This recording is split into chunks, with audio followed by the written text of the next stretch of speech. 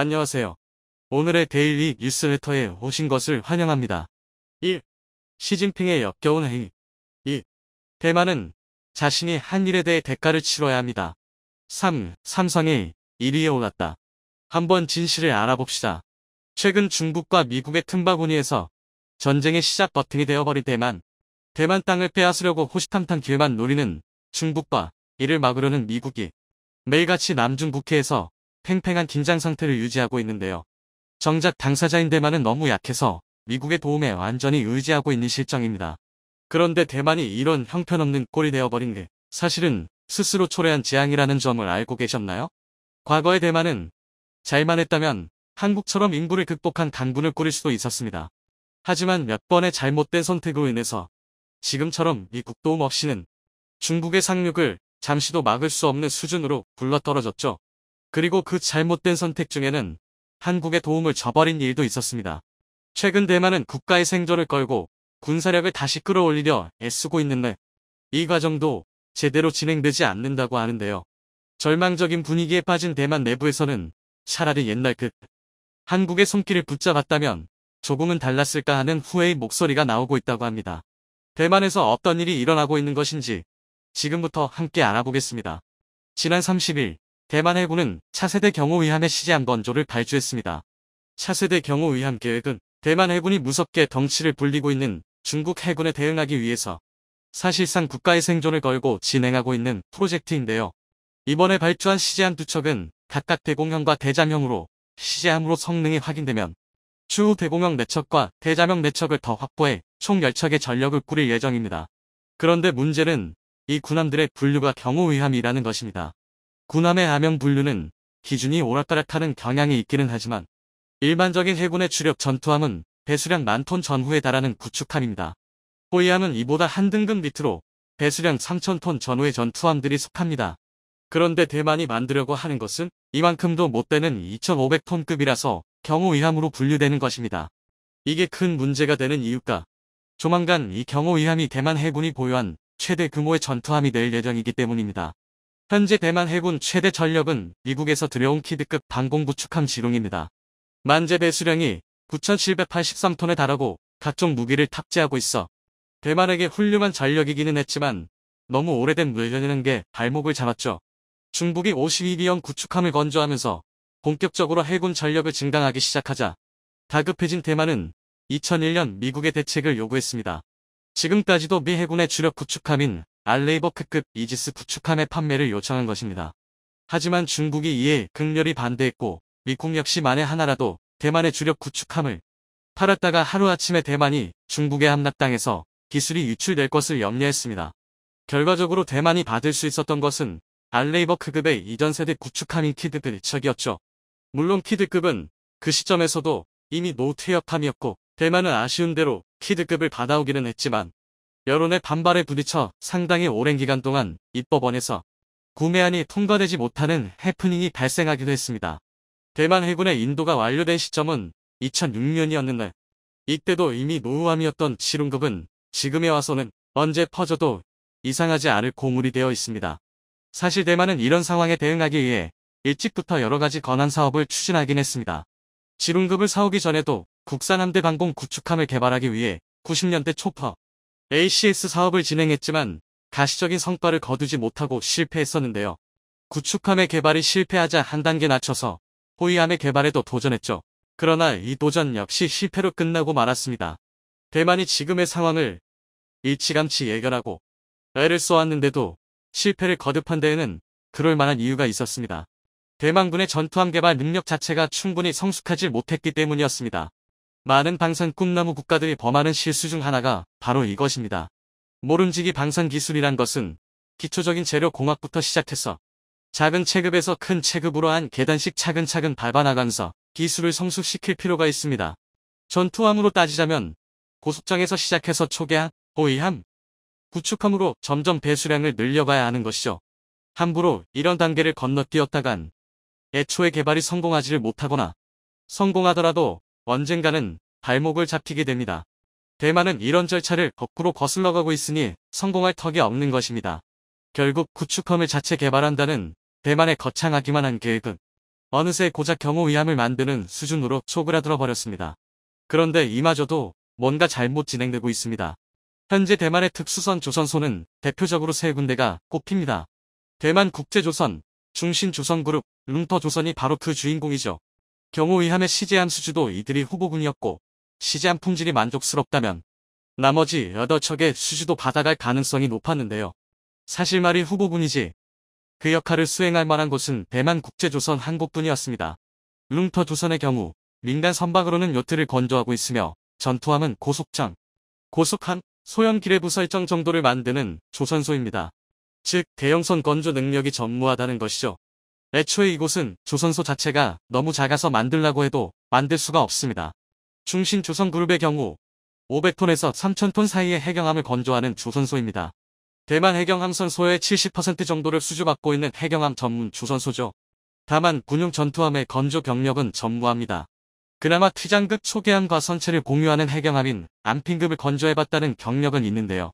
말이 해경함이지 미사일도 쓸 수 있는 함선이라서 어찌 보면 군함 건조 경력이 있다고 우길 수는 있겠죠. 하지만 대만 국제조선을 살펴보면 이 정도 경력은 비교 대상이 되지 못합니다. 대만 국제조선이 사실상 대만 건항 능력의 총집합이자 전부라고 해도 과언이 아니기 때문입니다. 이들이 만든 함선만도 1000톤급 해경함, 5000톤급 해경함, 고속정, 호위함, 착륙함, 군수지원함, 심지어는 잠수함까지 거의 모든 유형의 함정이 다 포함되어 있습니다. 그렇다 보니 대만 국제조선이 수주를 따갈 것이 뻔했고 오히려 그렇게 되지 않으면 안 되는 상황이었습니다. 그런데 아니나 다를까 수주를 따간 조선사는 다름 아닌 중신조선그룹이었죠. 해경함밖에 건조해본 경험이 없는 조선사가 대만 해군의 미래이자 생명줄과도 같은 사업을 대만 최대 해양방산업체를 제치고 가져가 버린 것입니다. 상식적으로 이해되지 않는 처사에 대만 국내외에서도 의아하다는 반응이 나왔습니다. 대만 국제조선이 집권 여당 라인이 아니라서 그런 것이 아니냐는 의견부터 방산 비리가 결부된 것이 아니냐는 관측까지 조심스레 나오고 있었죠. 그나마 이 사업을 성공시킬 가능성이 있는 조선사는 기초기술부터 차근차근 습득해 모든 종류의 함형을 다 만들어본 대만 국제조선밖에 없었습니다. 다른 조선사들은 특정 함형에만 집중해서 커리어를 쌓아왔기 때문에 거기서 벗어난 군용 전투함을 제대로 만들이란 보장이 없기 때문입니다. 나라에서 손꼽는 대형 조선사들의 상태가 이런 것은 사실 대만이 스스로 고른 선택의 결과입니다. 기초부터 방산 기술을 성숙시키는 절차를 가장 잘 지켰다고 말할 수 있는 세계적으로도 모범적인 사례는 바로 한국입니다. 한국은 80년대에 울산급 후위함의 기술을 대만에 전수해주려고 했던 적이 있었습니다. 한국이 기초 단계에서 미국 등 다른 나라의 방산 기술을 전수받아 기본기를 쌓았듯이 본격적으로 방산 기술을 발전시키려고 하는 대만을 한국이 도와주기로 했던 것입니다. 당시만 해도 대만과 한국은 아시아의 네 마리 용에 함께 꼽힌다는 나름의 유대감이 있었기 때문이죠. 당시 대만은 강화 2호 계획으로 호위함 기술을 갖추려 하고 있었고 여기서 현대중공업의 울산급 호위함이 가장 적합한 것으로 판단되어 양국은 협력을 시작했습니다. 한국에서 4척을 건조해 인도하고 기술을 이전해 대만 현지에서 12척을 추가로 건조하기로 했었죠. 이 약속이 맺어진 것이 1988년 5월이었습니다. 그런데 1년 후 대만 국방장관과 해군 참모총장이 프랑스를 방문하고 오더니 느닷없이 계약을 번복합니다. 프랑스에서 라파에트급 호위함 건조 현장을 견학하고 오더니 갑자기 마음이 바뀐 것입니다. 1990년 대만 해군 참모총장은 리덩우이 총독에게 계획의 진행 상황을 보고하면서 남한 측의 계획의 재인용을 요청했지만 남측이 답을 하지 않았다고 설명합니다. 하지만 이는 새빨간 거짓말이었고 후일 감사로 밝혀진 바에 따르면 해군 참모총장이 고의적으로 한국의 답변을 누락해서 보고했던 것이었습니다. 당시 대만 외교장관은 대만이 전 세계 국가로부터 단교를 당하는 굴욕을 겪고 있던지라 그렇잖아도 심기가 불편했는데 울산급 사업 때문에 한국과의 외교마저 단절당하게 생겨서 총통군까지 쳐들어가 노발대발했다고 하죠. 그런데 이 시점에서 결정타가 들어가고 말았습니다. 라파에트급을 만든 프랑스에서 대만에 로비를 했고 이로 인해서 대만 언론이 선동을 시작한 것입니다. 그것도 한국 같은 소국에 덜 떨어진 배를 사는 게 말이 되느냐는 식으로 말이죠. 이런 말도 안 되는 논리는 의외로 대만 국민들의 자존심을 크게 자극했습니다. 어느새 대만 내부에서 울산급을 구매한다는 것은 한국보다 중공업과 방산기술이 뒤떨어졌음을 인정하는 것과 같은 뜻이 되어버렸습니다. 결국 대만은 한국을 배신하고 라파에트급을 구매했습니다. 하지만 프랑스는 대만의 뒤통수도 때렸습니다. 초기 사업 계획에서 제시됐던 건조 비용은 계약서에 도장을 찍은 2년 후에는 2배가 넘게 뛰어올랐습니다. 이 때문에 최소 8척의 호위함을 도입하는 게 목적이었던 광화 이후 계획은 6척을 겨우 사는 수준으로 엉망이 되어버렸습니다. 거기서 4척이 더 도입되었어야 했지만 프랑스가 돌연 중국의 편으로 돌아서면서 무산되었고 인도대는 6척 역시 무장이 대부분 빠진 깡통배가 되어버렸죠. 게다가 라파에트급은 전량직도 입이했기 때문에 울산급과 달리 대만 군함 건조 기술에 아무런 도움도 되지 않았습니다. 이것이 스노우볼이어 향후 수십 년간 대만은 군함 건조 능력을 완전히 잃어버리고 말았죠. 한편 배신을 당한 한국은 그 길로 대만과 단교를 해버립니다. 다시 현재로 돌아와 울산급 사건 당시의 여파로 군함 건조 능력의 기초를 쌓지 못한 대만의 조선사들은 이번에도 사업의 성공을 장담해주지 못하고 있는데요. 대만 내부에서는 사업자 선정의 결과가 납득되지 않는다며 경호 위함 사업마저 말아먹으면 중국 해군은 대체 뭘로 막을 생각이냐, 방산 비리가 얽혀있는 게 들림없다 등 격한 반응이 나오고 있는데요. 일각에서는 한국이 최근 진수한 세계 최강급 스펙의 호위함인 충남함을 언급하면서 애초부터 한국을 배신하지 않았더라면 충남함 같은 강력한 함선을 만들 기술을 얻었지 않았겠느냐며 성토하는 반응이 나오기도 했습니다. 알량한 자존심으로 한국을 배신했던 대만. 몇십 년이 지나 대만은 그 혹독한 대가를 치르고 있는 상황인데요. 이는 모두 한국 방산이 하루가 다르게 발전하고 있는 덕이라고 말할 수 있을 것입니다. 한때는 한국을 무시했던 국가들도 잠깐 사이에 세계적인 수준으로 발전하는 한국을 다시 보게 되는 것입니다. 앞으로도 한국이 이러한 눈부신 발전을 이어나갈 수 있으면 좋겠습니다. 한국은 절대 우리를 못 따라온다. 한국을 망하게 하기 위해서라도 일본과 손을 잡겠다라고 외쳤던 대만이 삼성 때문에 제대로 큰일 나버렸습니다. 대만은 곧 TSMC, TSMC가 곧 대만입니다. 전 세계 반도체 파운드리 1기업인 TSMC가 대만에서 사라지는 순간 미국도 더 이상 대만을 지켜줄 이유가 사라집니다. 대만 경제가 무너지는 것은 물론 중국이 대만을 무력 통일하는 것은 시간 문제입니다. 중국과 대립각을 세워가며 미국이 대만을 지켜주고 있는 유일한 이유이자 대만의 삼성으로 불리는 TSMC. TSMC는 대만의 반도체 산업진흥 프로젝트의 일환으로 1987년 2월 21일에 공기업으로 설립되었습니다. 설립 당시에는 대만 행정원이 돈을 빌려주고 네덜란드의 필립스도 조금 투자를 하며 기술 지원을 해줘야 하는 등 존재감이 거의 없었습니다. 특히 당시 대만은 중소기업 중심의 경제 구조라 대규모 설비 투자를 감당할 만한 기업이 변변치 않았고 당시에는 미국과 일본 기업들이 반도체 시장을 꽉 잡고 있었던 터라 어떻게 어느 분야를 시작해야 할지 감조차 잡지 못했죠. 자, 그런데 이때 아이디어를 제시한 것이 당시 대만 정부 산하 공업기술연구원 원장이었던 모리스 창장 충보 박사였습니다. 모리스 창은 텍사스 인스트루먼트사에서 25년간 재직하며 반도체 사업부 부사장까지 지낸 인물로 당시 설계부터 제조까지 도맡아 했던 다른 거대 반도체 기업과 달리 위탁 생산에만 전념하는 파운드리 사업이 유망하다는 점을 간파했습니다.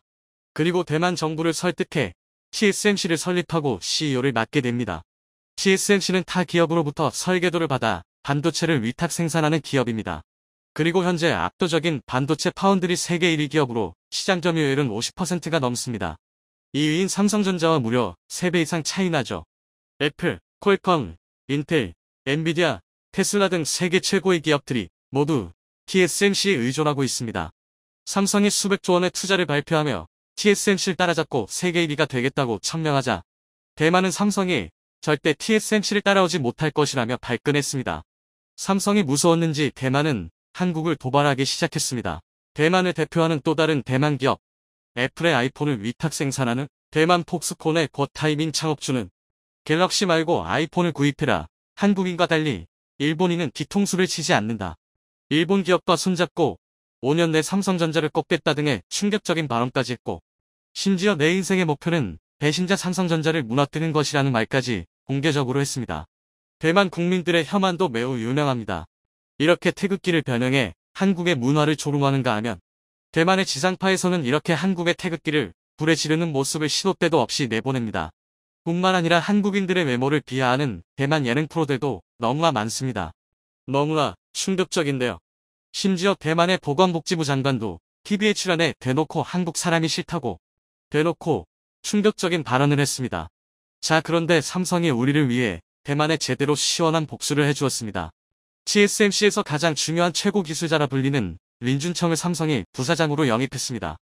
린준청은 TSMC에서 1999년부터 최근까지 이란 반도체 최고의 전문가로 삼성이 이번에 영입했습니다. 린준청은 TSMC가 세계 꼴찌 기업에서부터 세계 1위의 1위까지 TSMC의 반도체 기술 발전에 엄청난 기여를 한 것으로 알려진 TSMC 내 최고의 기술자자 불리던 인물입니다. 그만큼 TSMC가 바닥에서부터 세계 최고의 반도체 기업이 되기까지 어떠한 방식으로 성장해왔는지, 어떻게 하면 세계 최고가 될 수 있는지를 누구보다 잘 알고 있기 때문에 TSMC, 그리고 대만 입장에서는 너무나 충격적인 소식입니다. 대만 네티즌들은 린준청이 대만을 배신했다, 삼성을 택하다니 외국노다 등 날선 반응들을 보이고 있습니다. TSMC의 위기는 여기서 끝나지 않았습니다.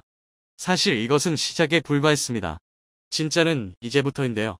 TSMC와 삼성전자 모두 미국의 세계 최대 규모의 반도체 공장을 설립하며 수백조 원을 투자하는 등 미국에 올인했습니다. 미국에서 미국인 고급 인력들을 확보하는 것이 가장 중요한 일인데요. 놀랍게도 고급 미국인 반도체 기술자들이 TSMC를 욕하며 삼성으로 몰려오기 시작했습니다.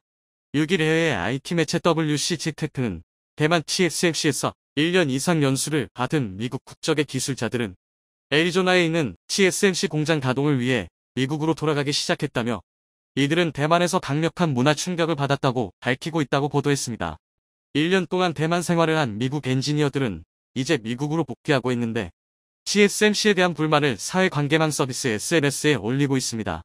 이들은 미국 회사에 비해 TSMC의 임금이 낮다는 것과 대만의 경직된 문화 등을 지적하고 있습니다.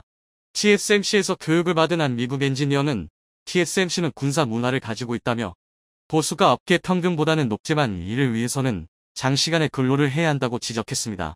그는 경영진의 피드백은 미흡하고 휴가도 성과 평가에 악영향을 미칠 수 있기 때문에 자제해야 하는 분위기라고 덧붙였습니다. 올해 초에도 TSMC가 대만과 미국의 업무 문화 차이로 골머리를 앓고 있다는 보도가 나온 적이 있습니다. 당시 애리조나 지역에서 근무하는 미국 국적의 TSMC 직원은 장시간 근무와 과도한 회의에 대해 불평하는 글을 익명의 게시판에 올렸고, 이는 대만 매체인 타이완 뉴스를 통해 대만에서도 조명됐습니다. 이처럼 미국 기술자들 사이에서는 이미 TSMC가 기피 대상 1순위가 집니다. 삼성은 미국에서뿐만 아니라 미국 경제지 포브스가 조사한 세계 최고의 직장에서 3년 연속 1위를 차지했습니다. 11일 현지 시각 포브스는 독일 시장조사업체 스태티스타와 협력해 한국, 미국, 영국, 독일, 중국, 인도, 베트남 등 전 세계 57개국의 근로자 15만 명을 대상으로 설문조사를 실시한 후 최고의 직장 순위를 집계 발표했습니다. 근로자들은 자신의 직장을 가족이나 친구에게 추천할지, 회사가 고객을 위해 훌륭한 제품과 서비스를 생산하는지, 사회적 책임을 다하는지, 최고의 인재를 채용하고 육성하는지, 근무 여건이 양호한지, 성장과 발전을 위한 기회를 제공하는지, 임금 수준이 좋은지, 육아휴직이 보장되고 경력에 불리하게 작용하지는 않는지, 성별과 관계없이 임금체계와 승진 기회가 동등한지 등을 직접 평가했습니다. 최종 점수 집계 결과 1위는 삼성전자, 2위는 마이크로소프트, 3위는 IBM이 차지했습니다. 구글의 모기업인 알파벳과 애플은 각각 4, 5위에 이름을 올렸습니다. 이재용 회장의 과감한 결단도 미국인들 사이에서 극찬을 받고 있습니다. 수직적 조직 문화, 군대와도 같은 조직 문화를 유지하는 대만의 TSMC와는 달리 삼성은 얼마 전부터 호칭을 완전히 바꿔버렸습니다. 부장님, 대리님, 과장님, 이사님, 심지어 이재용 회장님이라고 부르지 않습니다. 삼성전자 신입 직원도 회장을 만나면 재용님 또는 제이라고 부르죠. 모두가 동등한 위치에서 수평적 문화를 형성하고 직급에 관계없이 창의적인 아이디어를 누구나 자유롭게 내고 업무 효율을 높이는 동시에 직원들의 근무 환경도 대폭 개선시켰습니다. TSMC에서 일하다가 삼성으로 넘어온 미국인 직원들은 신세계다. 드디어 내가 다시 살아 숨쉬는 것 같았다. TSMC에서 일할 때는 숨이 턱턱 막혔다. 삼성은 역시 다르다. 세계 1위인 이유가 있다 등의 반응을 보였습니다. 미국의 고급 반도체 인재들이 TSMC에서 삼성으로 대거 이동하는 또 다른 이유는 바로 기술력입니다. 대만 TSMC가 3나노 파운드리 반도체 위탁 생산 공정에서 기존 방식이 갖고 있는 기술의 한계를 극복하는 데 어려움을 겪으면서 삼성전자에게 역전의 기회가 열리고 있습니다. 21일 해외 IT 매체 WCGT 등에 따르면 대만 TSMC가 3나노 공정에서 과거 주장했던 80% 수율량품 비입을 내지 못하면서 애플의 차세대 모바일 프로세서 A17 바이오닉 성능이 기대보다 떨어질 것이란 관측이 나오고 있습니다. WCC 테크는 IT 트위터리에서 레베거스를 인용해 TSMC가 3나노 반도체 생산에 어려움을 겪고 있다는 정보가 나오면서 새 아이폰 모델에 들어갈 A17 바이오닉의 성능 목표치 기준도 낮아질 공산이 크다며 수율 문제로 A17 바이오닉의 공급량도 제한될 수 있다고 보도했습니다. TSMC는 3나노 공정에서 기존 핀펫 성빈 FET 방식의 한계에 부딪힌 것으로 파악되고 있습니다. TSMC는 3나노 공정에서도 반도체 구성 요소인 트랜지스터에서 전류가 흐르는 채널과 이를 제어하는 게이트 접촉면이 3면에 그치는 기존 핀펫 공정을 활용하는 방법을 선택했습니다. 쉬운 길을 택한 것이죠. 그러나 회로 선폭이 미세화될수록 누설 전류가 커질 수 있고 발열 등에 취약한데 기존 핀펫 공정으로는 3나노와 같은 초미세 회로의 게이트를 통제하는 것이 쉽지 않습니다. 반면 삼성전자는 3나노에서 게이트 올어라운드 GAA라는 신기술을 적용하며 TSMC와 다른 길을 선택했습니다. 어렵지만 한번 성공하면 엄청난 힘을 갖죠. 게이트 올어라운드 GAA는 채널과 게이트가 사면에서 맞닿게 하는 기술로 채널과 게이트 접촉면이 3면에 그치는 기존 핀펫 방식보다 게이트의 통제력이 더 강화돼 전력을 적게 소모하고도 성능이 개선될 뿐만 아니라 누설 전류 문제도 해결할 수 있습니다. 그리고 결국 삼성이 해냈습니다. 경계현 사장은 최근 세계 최초로 3나노 양산에 성공했다고 밝히면서 핀펫 트랜지스터가 기술적 한계에 다다랐을 때 새로운 대안이 될 GAA 기술의 조기 개발에 성공한 것은 무에서 유를 창조하는 혁신적인 결과라며 삼성전자는 이번 제품 양산으로 파운드리 사업에 한 획을 그었다고 전했습니다. 오늘도 감사합니다. 최고로 멋진 하루 보내시길 바랄게요. 대한민국이 이것까지 한 번에 성공할 줄은 몰랐습니다. 지난 2월 20일 마침내 CJ452도 초도 비행에 성공하면서 대한민국의 항공 기술력을 또 한 번 입증해냈습니다. 아마 여기까지만 보시면 이게 얼마나 대단한 일인지 잘 모르실 겁니다. 이제 KF-21의 초도 비행 성공쯤이야 당연하게 받아들여지기 때문인데요. 하지만 다수의 외신과 군사 관계자, 전문가들은 이번 CJ452 초도 비행 성공이 KF-21 음속 돌파 성공급의 국제적 파장을 일으킬 것이라 말하고 있습니다. 그도 그럴 게 CJ452는 KF-21 복장의 첫 번째 모델입니다. 지금까지 공개된 KF-21 단자형과는 설계 자체가 다를 뿐더러 그 속에 내재된 군사적 가능성은 가히 폭발적인 수준인데요. 그래서 준비했습니다. 오늘은 어디에서도 공개되지 않았던 KF-21 복장의 비밀에 대해 알려드리겠습니다. 이번 초도 비행에 성공한 KF-21 CJ452는 복작이 말 그대로 조종석의 앞뒤로 두 개인 형태입니다. 얼핏 앞뒤로 조금 더 길게 만들면 그만인 것 같지만 이로 인한 기술적 난이도는 상당한데요. 우선 전방동체에 조종석이 추가되면서 내부 연료 탱크 공간 등을 완전히 재설계해야 합니다. 비록 후방부는 단자기와 동일한 형태지만 전방부는 새로 만든다고 해도 과언이 아닌데요. 하지만 결국 대한민국과 KF-21 CJ452는 성공했고 다시 한번 전 세계를 놀라게 했습니다. 그런데 여기서 주목할 건 그렇다면 왜 이렇게까지 위험한 도전을 하는가? 입니다. 더군다나 KF-21 복자형은 CJ452개 하나도 아니고 6호기까지 2대나 제작했습니다. 일단 명목상 CJ552가 인도네시아 인도분이라는 걸 생각하면 KF-21 CJ기의 40%가 복자형인 셈인데요. 단순히 기술 성취를 자랑하기 위해서라면 이런 무모한 도전을 계속할 필요가 없습니다. 그리고 당연히 KF-21 복자형에는 그럴 만한 이유가 있는데요. 사실 KF-21 복자형 개발은 대한민국 안보에 직결된 중요한 과제입니다. 일반적으로 현대 복자기는 파일럿 교육용으로 여겨지는데요. 이런 의식이 생기게 된 건 비교적 최근 일입니다. 비단 2000년대 초반까지만 해도 복자기는 좌석마다 임무 구별이 뚜렷했습니다. 앞좌석은 흔히들 말하는 파일럿으로 기체 조종을 담당하는데요. 반면 뒷좌석은 무장통제사 우소라는 생소한 임무를 맡았습니다. 우소는 이름 그대로 전투기의 무장을 관리하는데요. 일례로 AIM-54 피닉스 공대공 미사일은 파이어 포겟 시스템을 탑재하고 있지만 종말류 단계인 23km까지는 직접 레이더를 조작해줘야 했습니다. 당연히 초음 속으로 비행하는 전투기를 조종하면서 레이더까지 조작하는 건 아무리 숙련된 파일럿이라 쉬운 일이 아니었는데요. 이에 대한 해결책이 바로 한 명의 파일럿을 더 탑승시키는 것이었습니다. 이외에도 우소는 주로 전폭기 등에 탑승하여 지상 폭격 임무에서 공대지 미사일을 관제하는 역할을 담당하는데요. 대표적으로 대한민국 주력 전투기 중 하나인 F-15K도 전폭기 임무를 수행해야 하는 만큼 복좌형으로 개발되었습니다. 그러나 미사일 기술이 발달하고 전투기의 전자장비, 방압장비가 발전하면서 우소의 역할은 줄어들었는데요. 쉽게 말해 타격에 필요한 과정이 간소화되면서 파일럿 한 명으로도 전투기 조종과 무장 관리를 모두 담당할 수 있게 된 것입니다. 그렇다면 굳이 연비 효율, 공기역학에서 단자형보다 단점이 뚜렷한 복좌형을 사용할 필요가 없습니다. 단적인 예로 KF-21만 봐도 국내에서 개발한 전자광학 표적 장비여 TGP가 탑재되었는데요. TGP는 우소 대신 주야간 표적 탐지 및 추적, 표적 정보, 무장 개통 연동, 고출력 레이저 조사 및 정밀 무장 유도 등을 담당하면서 파일럿의 무장 운용을 돕습니다. 한마디로 사람이 할 일을 컴퓨터가 대신한다는 건데요. 이로 인해 2010년대 전투기는 대부분 단자형입니다. 복좌형은 교육용이나 기종 전환 훈련용 등으로 소량만 생산되는 게 일반적인데요. 하지만 이제 이것도 옛날 이야기가 되었습니다. 전쟁의 흐름이 현대전을 넘어 미래전으로 흘러가면서 복좌기의 임무가 다시 중요해졌는데요. 아마 이쯤 되면 눈치채신 분들도 계실 겁니다. 애초에 복좌형 전투기는 파일럿 한 명으로는 모든 임무를 담당할 수 없어서 탄생했습니다. 그러다 전자장비와 미사일이 발전하면서 사라졌고 이제와 다시 중요성이 부각되면서 부활한 건데요. 이는 거꾸로 말해 파일럿이 담당해야 할 임무의 영역이 다시 넓어졌다는 의미입니다. 바로 전자전과 무인기 편대 지휘입니다.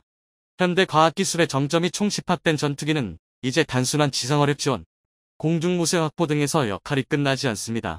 고작 그 정도로 1,000억 원이 넘는 전투기를 운용하기엔 수지타산이 맞지 않는데요. 당장 F-35A만 봐도 1대당 가격이 무려 1,700억 원에 달하는 데다 1년 유지비만 108억 원, 130억 원에 육박합니다. 물론 F-35A가 특이할 정도로 유지 비용이 비싼 편이긴 하지만 어찌되었든 전투기라는 건 돈 먹는 하마나 다름없습니다. 그렇다면 최대한 효율적인 운용을 해야 하는데요. 그 첫 번째가 바로 전자전기입니다. 비슷한 제공권을 보유한 나라의 공중전력을 비교한다면 얼마나 우수한 전자전기를 보유했느냐가 지표가 되는데요.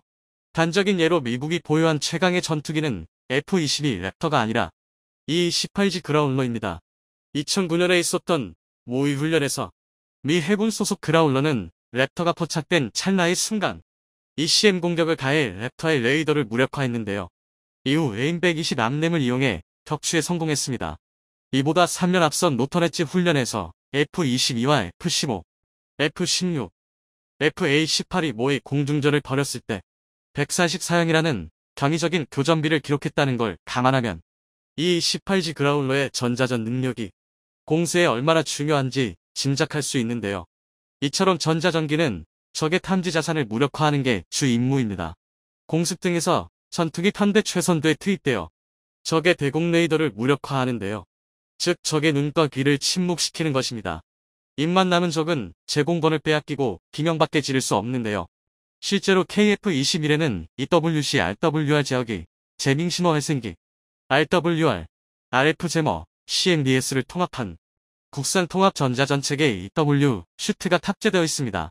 하지만 파일럿 혼자서 기체 조종과 전자전을 모두 수행하기에는 무리가 있고 그렇기 때문에 KF-21 복좌기가 필요한 건데요. 정리하자면 CJ-4호기와 6호기는 KF-21 전자전기의 청사진입니다. 그리고 실제로도 CJ-4호기는 국산 이사 레이더의 성능 시험 등에 주로 사용될 예정인데요. 그런데 심지어 여기서 끝이 아닙니다. 앞서 말했듯 KF-21 복좌형은 무인 편대기에 지휘도 맡게 될 것입니다.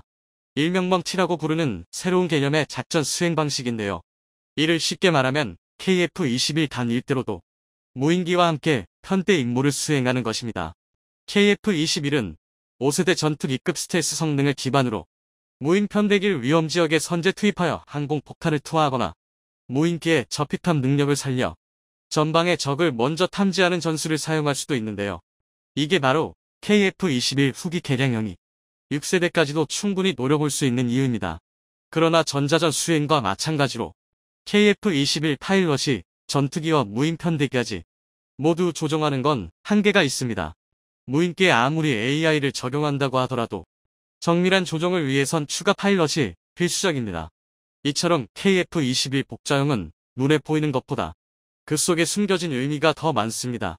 전자전기와 무인기 편대를 보유하게 된다면 대한민국 공중전력은 질적으로 한 단계 성장하게 될 텐데요. 하지만 이 길도 한 걸음부터입니다. 지금까지 시제기들은 110회 이상의 다양한 시험 미행을 치렀지만 아직도 갈 길이 많이 남았습니다. 부디 KF-21 시험 미행이 끝나고 양산에 돌입하기까지 큰 사고 없이 마무리되길 바라겠습니다.